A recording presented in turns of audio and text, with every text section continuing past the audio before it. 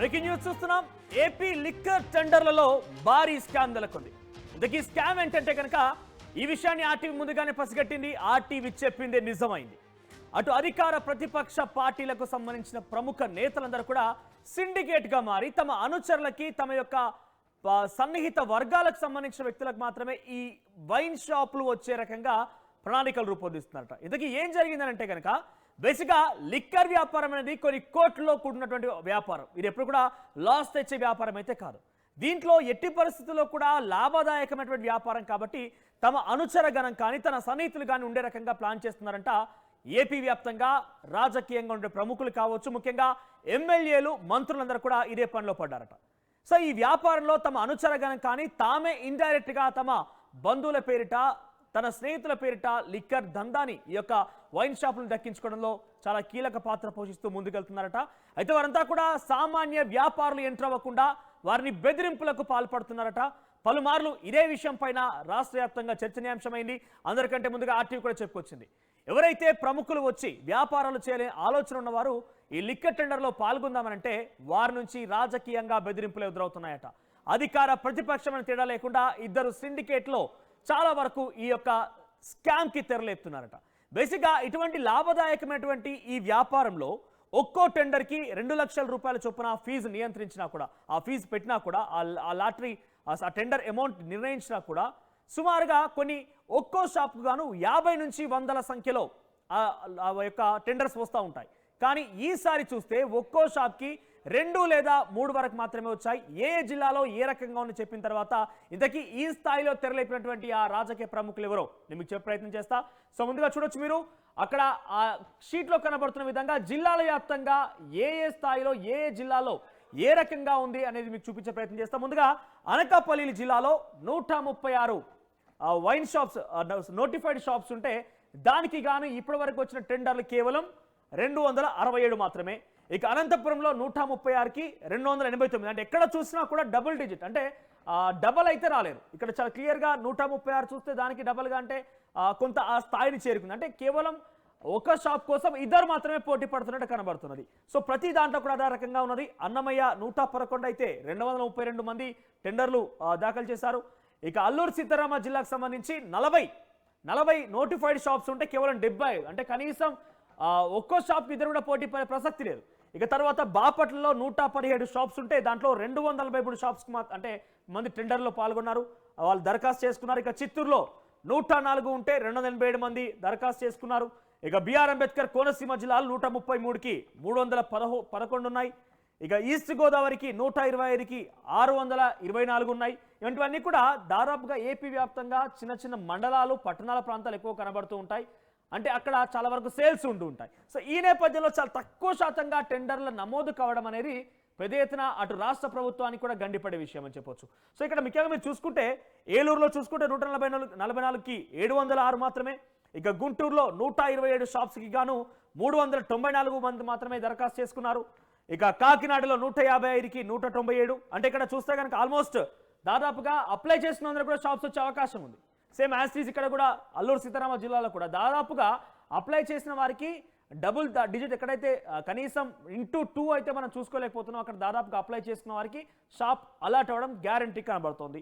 ఇక కర్నూలులో 99కి 302, ఒక కర్నూలులో మాత్రం మనం ట్రిపుల్గా చూస్తున్నాం ఇప్పటివరకు చూసిన దాంట్లో.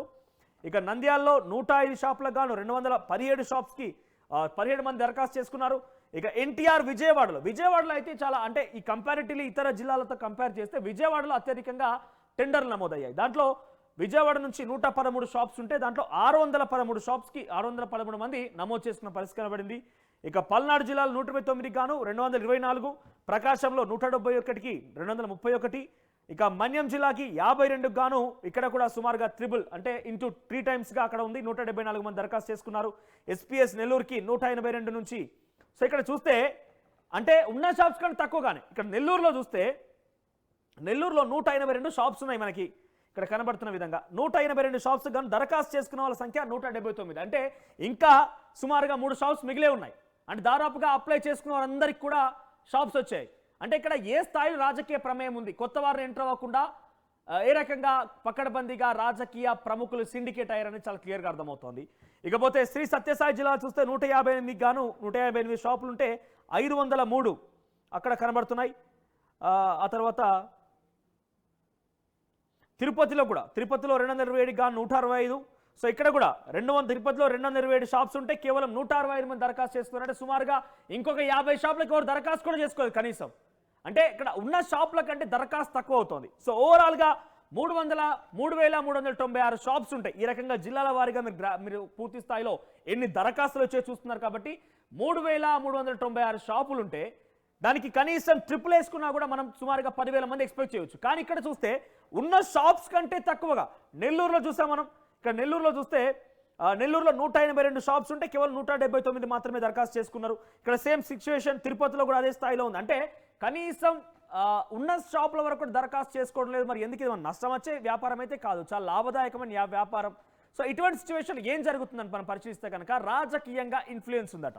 సో రాజకీయంగా ప్రముఖులంతా సిండికేట్గా మారిపోయి, రాజకీయంగా అధికార ప్రతిపక్షాలు మొత్తం కూడా సిండికేట్గా మారిపోయి వారంతా కూడా చేసినటువంటి నిర్వాకం ఇది. సో కొన్ని ఉదాహరణలు చెప్పే ముందు ఇక ఎల్లుండితో, అంటే ఈరోజు ఆల్రెడీ సుమారుగా 7వ తేదీ రోజు, అంటే ఎల్లుండితో పూర్తిగా ప్రక్రియ ముగుస్తుంది. 9వ తేదీన ఈ యొక్క టెండర్ల ప్రక్రియ ముగుస్తుంది.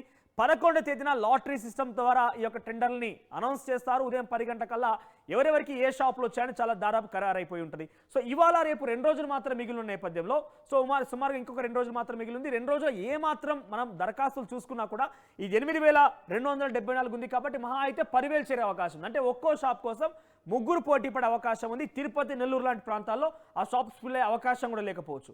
సో ఈ సిచ్యువేషన్లో ఒక మచ్చు ఉదాహరణ ఏటువంటి రాజకీయం జరుగుతుండడానికి మీకు చెప్పేది ఏంటంటే, శ్రీకాకుళం జిల్లాలో 158 మంది మద్యం షాపులు టెండర్లు వేస్తే దాంట్లో అచ్చెన్నాయుడు, ఎమ్మెల్యే కూన రవికుమార్ మధ్య చాలా తీవ్రమైన పోటీ ఉందట. వారిద్దరి మధ్య చాలా అనుచరగణానికి, స్నేహితుల మధ్య ఇవ్వడం కోసం చాలా తీవ్రంగా పోటీ పడుతున్నారట. ఇక ప్రతిపక్షం పాత్ర ఏ రకంగా ఉంది టెండర్లో అని కనుక మీరు గమనిస్తే కనుక ఇక్కడ చాలా క్లియర్గా అబ్జర్వ్ చేయండి. ఇక్కడ అధికారం లేకపోయినా కూడా ఉమ్మడి విజయనగరం జిల్లాకు సంబంధించినటువంటి టెండర్ల ప్రక్రియలో బొత్స సత్యనారాయణ అనుచరులదే హవా కొనసాగుతుందట. సో ఇటువంటి ప్రక్రియలు చాలా రకంగా ఉన్నాయి.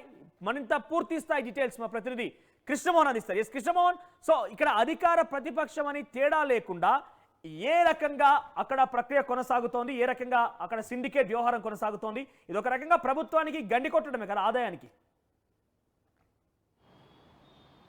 ఎస్ మనోజ్, మొదటి నుంచి అంటే గడిచిన 2 రోజులుగా ఆర్టీవీ ఈ మద్యం సిండికేట్ల వ్యవహారం మీద ఏదైతే కథనాలు ప్రసారం చేసిందో అవే వాస్తవ రూపాలుగా గణాంకాలతో ఇప్పుడు ఆర్టీవీ కూడా చూపించే ప్రయత్నం అయితే చేస్తోంది. అధికారులు అఫీషియల్గా ఇచ్చిన గణాంకాల ప్రకారం మనం చూసుకున్నా కూడా ఏ జిల్లాల్లో ఎన్ని షాపులు ఉంటే ఆ షాపులకి దరఖాస్తులైన ఫామ్స్ ఎన్ని అనే దాని మీద కూడా లెక్కలు చూసుకుంటే దాదాపుగా 1:2% కూడా రాని పరిస్థితి. దాదాపుగా 3,500 షాపులుంటే ఇప్పుడు వరకు 8,276, అంటే కేవలం 8,276 దరఖాస్తులు మాత్రమే వచ్చాయి. దాదాపుగా ఈ అంచనాలో ప్రభుత్వం ముందుగా అంచనా వేసింది దాదాపుగా 25,000కి పైగా ఈరోజు దరఖాస్తు ఫామ్స్ వస్తే దాని ద్వారా కనీసం అంటే ప్రభుత్వానికి కొన్ని వందల కోట్ల రూపాయలు ఆదాయం పెద్ద స్థాయిలో రాబోతుందని అందరూ ఊహించారు. కానీ ఆ ఆదాయాన్ని ఊహించిన ఆ లెక్కల్ని ఏదైతే ఎక్సైజ్ శాఖ ఊహించిందో, ఆంధ్రప్రదేశ్ ప్రభుత్వం ఊహించిందో దాన్ని పూర్తిగా కూడా ఇప్పుడు నీరుగార్చే ప్రయత్నం స్థానికంగా ఉన్న అధికారులు, స్థానికంగా ఉన్న ప్రజాప్రతినిధులు చేశారనేది చాలా స్పష్టంగా ఈ లెక్కలు అయితే అర్థమవుతుంది. మనం కానీ చూసుకుంటే ఇప్పుడు వరకు కొన్ని జిల్లాల్లో కనీసం నెల్లూరు, తిరుపతి లాంటి జిల్లాల్లో, నెల్లూరు జిల్లాలో 192 షాపులకి, అంటే 182 షాపులకు 179 టెండర్లు మాత్రమే వచ్చాయంటే నెల్లూరు జిల్లాలో స్థానిక నేతల హడావిడి, స్థానిక నేతల బెదిరింపులు ఎంత స్థాయిలో ఉన్నాయో అర్థం చేసుకోవాల్సిన పరిస్థితి చాలా స్పష్టంగా కనబడుతుంది. అలాగే ఇక తిరుపతి జిల్లా వ్యవహారంలో కూడా దాదాపుగా 227 షాపులు ఉంటే అక్కడ కేవలం 165 టెండర్లు మాత్రమే ఈ రోజు వరకు వచ్చాయంటే అక్కడ కూడా పరిస్థితి చిత్తూరు జిల్లా, అంటే ఉమ్మడి చిత్తూరు జిల్లా, ఉమ్మడి నెల్లూరు జిల్లాలో పరిస్థితులు ఏ విధంగా ఉన్నాయో మనకి అర్థమవుతున్న పరిస్థితి అయితే చాలా స్పష్టంగా కనబడుతుంది. సాధారణంగా కానీ ఒకసారి కానీ మనం కానీ చూసుకుంటే ఇప్పుడు లేటెస్ట్గా ఒక ఇన్ఫర్మేషన్ వస్తుంది. 931 షాపులకి అసలు టెండర్లే పడలేదట. ఇప్పుడు లేటెస్ట్ డేటాలో 931 షాపులకి అసలు టెండర్లే పడలేదు. వీటిల్లో దాదాపుగా తిరుపతి జిల్లాలో 133 దుకాణాలు అంటే 133 షాపులకు, నెల్లూరులో 84 షాపులకు, కాకినాడలో 58 షాపులకు, ప్రకాశం జిల్లాలో 60 షాపులకు, సత్యసాయి జిల్లాలో 60 షాపులకు, విశాఖపట్నం జిల్లాలో 60 షాపులకు ఒక్క దరఖాస్తు కూడా ఈరోజు దాకా ఫైల్ కాలే. అంటే దీన్ని బట్టి అర్థమవుతుంది ఇవన్నీ కూడా ఆదాయాన్ని తెచ్చిపెట్టే షాపులు. ఎక్కడైతే షాపులు పెద్ద ఎత్తున వ్యాపారం జరగబోతుందో, ఇది ఇంకోసారి మళ్ళీ రిపీట్ చేస్తున్నాను, 931 షాపులకి ఒక్క దరఖాస్తు కూడా అందలేదు అనేది నిజంగా అంటే ఇప్పుడున్న ఆంధ్రప్రదేశ్లో మద్యం షాపుల మీద పెద్ద ఎత్తున ఆశలు కల్పించారు. మద్యం రేట్లు తగ్గించింది ప్రభుత్వం, మరోవైపు క్వాలిటీ మద్యాన్ని ఇవ్వబోతుందని చెప్పింది. ఇన్ని రకాలుగా చేసిన స్థానిక నేతలెవరు కూడా కొన్ని షాపుల వ్యవహారంలో చేస్తున్న గోల్మాల్ కావచ్చు, వాళ్ళు చేస్తున్న బెదిరింపులకు కావచ్చు, ఈ వ్యవహారంలో 931 షాపులకి ఒక్క దరఖాస్తు కూడా అందలేదు. దీంట్లో ప్రధానంగా తిరుపతిలో 133 షాపులు, అలాగే నెల్లూరులో 84, కాకినాడలో 58, ప్రకాశంలో 60, సత్యసాయి జిల్లాలో 60, విశాఖపట్నంలో 60 షాపులు. అంటే పూర్తిగా కూడా ఇక ఒరిస్సా తర్వాత సరిహద్దు ప్రాంతాల్లో అయితే ఆ ప్రాంతానికి దగ్గరలో ఉన్న మంత్రులైతే మీరెవరు వేయడానికి లేదు అని చెప్పిన పరిస్థితులు అయితే చాలా స్పష్టంగా కనబడుతున్నాయి. అయితే ఏదేమైనా ప్రభుత్వానికి గండి కొట్టే ప్రక్రియ తమ ప్రజాప్రతినిధులే చేస్తున్న నేపథ్యంలో ఈరోజు మొన్న వరుసగా 2 రోజుల పాటు ఆర్టీవీ ప్రసారం చేసిన కథనం మీద పెద్ద ఎత్తున స్థానికంగా ఉన్న నేతలు కాల్స్ చేసి ఇన్ఫర్మేషన్లు ఇస్తున్నారు. కొంతమంది ప్రజాప్రతినిధులు ఎలాగూ ఫోన్లు చేస్తారు, కొంత బెదిరింపులకు ఆర్టీవీ ప్రతినిధులకు బెదిరింపులకు కూడా పాల్పడే పరిస్థితి ఉంటుంది. వీటన్నిటినీ పెద్దగా పట్టించుకోవాల్సిన పని లేదు. ఆర్టీవీ తన పని ఏదో తను చేసుకుంటూ వెళ్ళే ప్రయత్నం అయితే చేస్తుంది. కానీ ఇప్పుడు జరుగుతున్న దీంట్లో ఓవరాల్గా ప్రభుత్వానికి ఎన్ని కోట్ల రూపాయలు నష్టం రాబోతుంది అనే దాని మీద ఈరోజు ఉదయాన్నే అధికారులకు జిల్లా అధికారులకి సీఎంఓ నుంచి ఫోన్స్ వచ్చాయి. ప్రభుత్వం రావాల్సినటువంటి ఆదాయం గండిపడడంతో పాటుగా నిజమైనటువంటి నిక్కచ్చి వార్తతో ప్రచురిస్తున్నటువంటి ఆర్టీవీ కథనాల విషయంలో కూడా పెద్ద ఎత్తున చర్చ కొనసాగుతుంది. కొంతమంది మీరు చెప్తున్న ప్రకారంగా బెదిరింపులకు కూడా పాల్పడుతున్నారు. సో ఏకంగా మనం పేరు చెప్పడంలో తప్పేలేదు అనిపిస్తోంది. సో ఎవరెవరు ఏ రాజకీయ నాయకుడు ఏ రకంగా ఇన్ఫ్లుయెన్స్ చేస్తున్నారో ఆ జిల్లాల వారీగా మీ దగ్గర ఉన్న సమాచారం ఏంటి? అంటే బేసిక్గా ఓవరాల్గా మనం చూసుకుంటే మొన్న మొదటి నుంచి మనం చెప్పుకుంటున్న శ్రీకాకుళం జిల్లా నుంచి తీసుకుంటే ప్రతి దగ్గర కూడా శ్రీకాకుళం జిల్లాలో జరుగుతున్న వ్యవహారం కావచ్చు, విజయనగరం జిల్లాలో జరుగుతున్న వ్యవహారం కావచ్చు, తూర్పుగోదావరి, వెస్ట్ గోదావరి, నెల్లూరు, ప్రకాశం, గుంటూరు, కడప, అనంతపురం, కర్నూలు, చిత్తూరు, వీటన్నిటిలో కూడా ఇచ్చిన డేటాలో అక్కడున్న స్థానిక ప్రజాప్రతినిధులు దాదాపుగా అందరు ఎక్కడో దాదాపుగా ఒక్కొక్క జిల్లాలో 3-4 తెప్పితే మిగతా ప్రజాప్రతినిధులు అందరూ కూడా గుంటూరు కావచ్చు, పల్నాడు జిల్లా కావచ్చు, వీటన్నిటిలో కూడా పెద్ద ఎత్తున వీళ్ళందరూ కూడా బెదిరింపులకు పాల్పడుతున్న పరిస్థితి మనం చూస్తున్నాం. ఈ నేపథ్యంలోనే సీఎంఓ కూడా అలర్ట్ అయింది మనోజ్. ఈరోజు ఉదయం జిల్లా కలెక్టర్లందరిలో కూడా ఫోన్లు చేసి మరీ చెప్పారు సీరియస్గా. ఈ వ్యవహారం మీద ఇమీడియట్గా స్థానికులకి జిల్లా కలెక్టర్ ఆదేశాలు ఇమీడియట్గా జారీ చేశారు. ఎక్సైజ్ శాఖ కావచ్చు, వాళ్ళందరూ కూడా ఎక్కడైనా సరే ఈ వ్యవహారంలో టెండర్లు సంబంధించిన వ్యవహారంలో ప్రతి ఒక్కరూ స్వచ్ఛందంగా పాల్గొనే స్వేచ్ఛను కల్పించాల్సిన బాధ్యత జిల్లా కలెక్టర్లదే. తద్వారా పోలీసులు కూడా ఆదేశాలు ఇస్తున్న పరిస్థితి అయితే ఉంది. మీరు ఎవరైనా బెదిరింపులకు పాల్పడే ప్రయత్నం జరిగితే జిల్లా కలెక్టర్లకి కాల్ చేయండి, జిల్లా పోలీస్ అధికారులకి కాల్ చేయండి, వాళ్ళు అండగా ఉంటారు అనేది కూడా చెప్తున్న పరిస్థితి. కానీ ఇప్పుడు ఆన్లైన్లో అప్పటికే ఎక్సైజ్ శాఖ కొన్ని మార్పులు జరిగింది. మొన్న వరకు ఆర్టీవీ కథనాలు ప్రసారం కాక ముందు వరకు కూడా ఏం జరుగుతుందంటే జిల్లాలో స్థానికంగా ఉన్న ఎక్సైజ్ అధికారులే పలాని వాడు ఈ టెండర్ ఆన్లైన్లో వేశాడు, పలాని వాడు పలాని షాప్కి వేశాడని స్థానిక ప్రజాప్రతినిధులకు ఇన్ఫర్మేషన్ ఇస్తున్నారు. కానీ ఆ నేపథ్యంలో అక్కడ ఇమీడియట్గా దాన్ని వాళ్ళు తెలుసుకోవడం, ఇమీడియట్గా వాళ్ళ ప్రజాప్రతినిధులు వాళ్ళ అనుచరులు అక్కడికి వెళ్ళి వాళ్ళకి ఫోన్లు చేయడం, బెదిరించడం, ఇటువంటి పనులు చేస్తున్న పరిస్థితి అయితే ఉంది. కానీ తర్వాత నిన్నటి నుంచి ఓన్లీ సంబంధించిన పాస్వర్డ్ ఏదైతే ఉంటుందో, అంటే టెండర్లు ఎవరు వేశారు ఓపెన్ చేయడానికి చూడడానికి కూడా వీలు లేకుండా జిల్లాకి ఒక ఉన్నతాధికారికి మాత్రమే ఆ అవకాశాన్ని కల్పించినప్పటికీ కూడా అక్కడి నుంచి కూడా కొంత లీక్ అవుతున్న నేపథ్యంలోనే దాదాపుగా పెద్ద సంఖ్యలో ఊహించింది ప్రభుత్వం. 25,000 నుంచి 30,000, 40,000 దాకా దరఖాస్తులు రాబోతున్నాయి ఈ 3,396కి షాపులకు గాను. పెద్ద ఎత్తున ప్రభుత్వానికి ఆదాయం రాబోతుందని ఊహించారు. కానీ ఆదాయంతో ఇక్కడ పూర్తిగా కూడా గండి కొట్టిన పరిస్థితి అయితే చాలా స్పష్టంగా కనబడుతుంది. వరుసగా 2-3 రోజుల నుంచి ఆర్టీవీ వరుస కథనాలు ప్రసారం చేస్తున్న నేపథ్యంలో ఇప్పుడు అప్రమత్తమయ్యారు. జిల్లా కలెక్టర్లకు ఆదేశాలు ఇచ్చారు. జిల్లా కలెక్టర్లు స్థానికంగా ఉన్న ఎక్సైజ్ అధికారులతో మాట్లాడుతున్నారు. ఎందుకు టెండర్లు రావట్లేదు? ఇందాక నేను చెప్పాను 931 షాపులకి కనీసం ఒక్క దరఖాస్తు కూడా రాలేదు అంటే అక్కడ పరిస్థితి ఎంతో అర్థం చేసుకోవాలి. అటువంటి పరిస్థితులు పెద్ద ఎత్తున ఇక్కడ కనపడుతున్న నేపథ్యం అయితే మనం కనబడుతుంది.